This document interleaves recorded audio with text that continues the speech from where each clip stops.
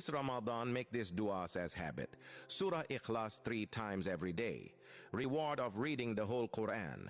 Allahumma ajirni minan nar 7 times after Fajr and Maghrib. Protect from hellfire. Subhanallahi wa bihamdihi 100 times a day. Allah subhanahu wa ta'ala forgives all our sins. Surah Mulk before sleeping. Save from the punishment of grave. Ayatul Kursi after every Farz Salah. It guarantees you the Jannah.